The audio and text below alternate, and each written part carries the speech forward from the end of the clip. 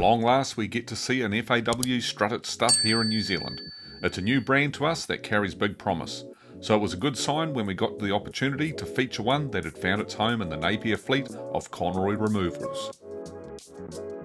Conroy Removals has a wide range of experience with a variety of makes and models suited to its freight task. And if there's a ribbon of tarmac on New Zealand's road atlas that's going to show up a truck's weak points, it's probably the stretch of State Highway 5 that traverses between Napier and Taupo.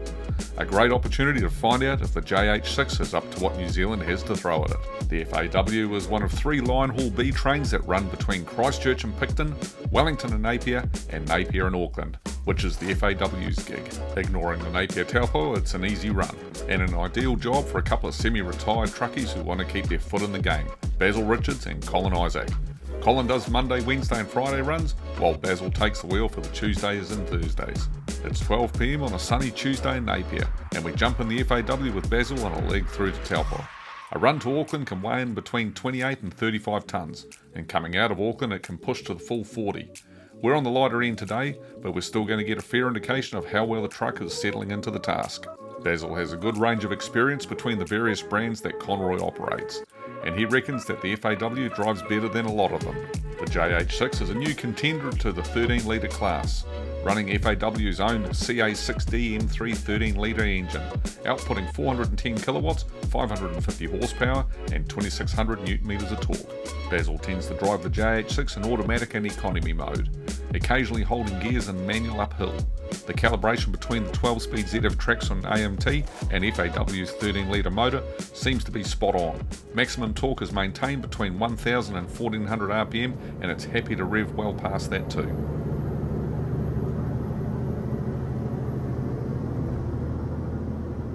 It's a bit of a growly motor, and each gear shift is punctuated by a charming whoosh from the turbocharger's wastegate. By no means unrefined, but definitely full of character and feedback. I think it selects gears really well and changes really quick. It'll pull away from 1100 revs, it's definitely got the torque and it digs in, comments Basil. Heading up the Kiwis, we're still in economy mode. Basil selects manual and the truck settles into its stride in 9th gear at 43 km per hour at 1500 RPM.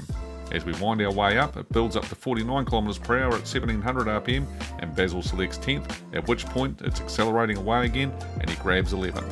By contrast, Colin does use power mode for climbing. The FAW climbs the Bombays at 53 km per hour at 1400 RPM in 10th, running at a similar weight.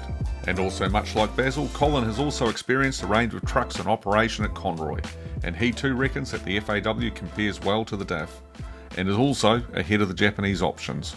This goes really well, I like it. It's a different truck altogether in power mode, and I find it does make a difference over the Napier-Taupo.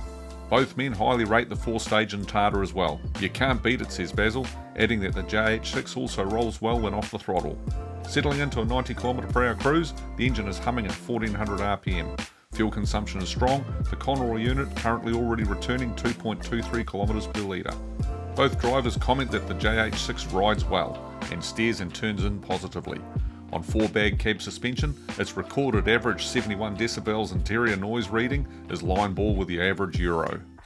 It's quiet, comfortable and roomy, and the mirrors are decent, nice and big, says Colin. You can spend 12 to 13 hours in it and still get out and walk, adds Basil. The cab is built for us bigger blokes, which suits us Kiwis, and the JH6's interior is well built and durable as well.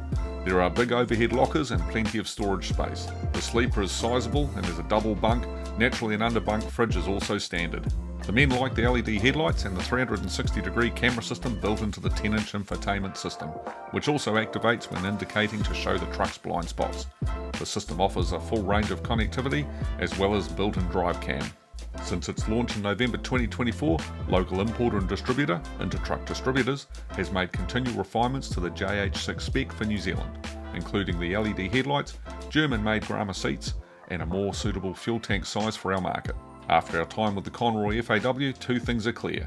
It's ideal for its job, striking a brilliant balance of performance and economy, and comfort and features for the weights and the run that it's tasked with. And secondly, it would be interesting to see how it goes after 50,000 kilometres at say 50 tonne, or at least at the full 40 tonne coming out of Auckland, as it definitely feels as though it has a lot more to give. There are other FAWs out there running on 58 tonne permits and returning good fuel consumption figures and performance, we're told. There are also further refinements in the works and new 8x4 models now in the range as well. which will really open up the market for the FAW to Kiwi operators. To read the full story on the new JH6 FAW 6x4 track unit for Conroys of Napier, then catch a copy of the June 2026 issue of New Zealand Trucking Magazine, or subscribe to our digital platform and view the entire feature there. See the links below. Also remember to hit those thumbs up and subscribe buttons right now to be notified of fresh new content as we upload it for you.